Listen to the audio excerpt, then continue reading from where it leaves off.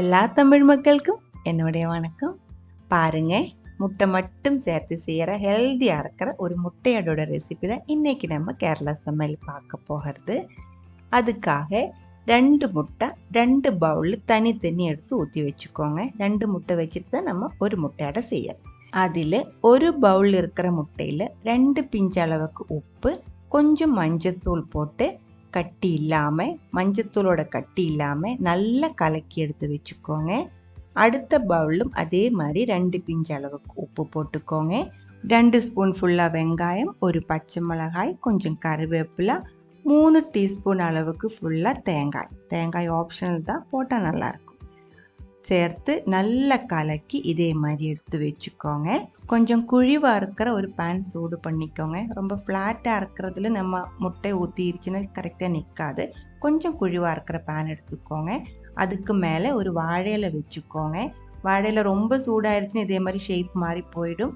அதனால ரொம்ப சூடாகிறதுக்கு முன்னாடி அதுக்கு மேலே நம்ம முதல்ல கலக்கி எடுத்து வச்சுருக்கிற முட்டை இருக்கு இல்லைங்களா, உப்பு மஞ்சத்தூள் மட்டும் போட்டு கலக்கி எடுத்து வச்சுருக்கிற முட்டை அதுக்கு மேலே ஊற்றி மூடி வச்சுக்கோங்க. தீ வந்துட்டு லோ ஃப்ளேமில் வைக்கணும். ரொம்ப லோ ஃப்ளேமில் வைக்க, ஒரு மீடியத்துக்கும் லோ ஃப்ளேமுக்கும் இடையில் வச்சுக்கோங்க. கருகி போகாமல் பார்த்துக்கோங்க. இப்போ பாருங்கள், இது நல்லா வேகலை, கீழே மட்டும் வெந்திருக்கு, மேலே வேகலை. இதே மாதிரி பாதி வெந்ததுக்கப்புறம் நம்ம மிச்சம் இருக்கிற ஒரு முட்டையும் இதுக்கு மேலே ஊற்றணும்.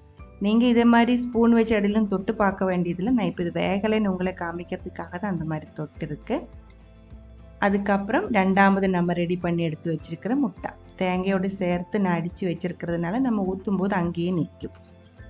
இதே மாதிரி ஓரமாக போகாமல் நடுவில் மட்டும் ஈவனாக ஸ்ப்ரெட் பண்ணி வச்சுக்கோங்க.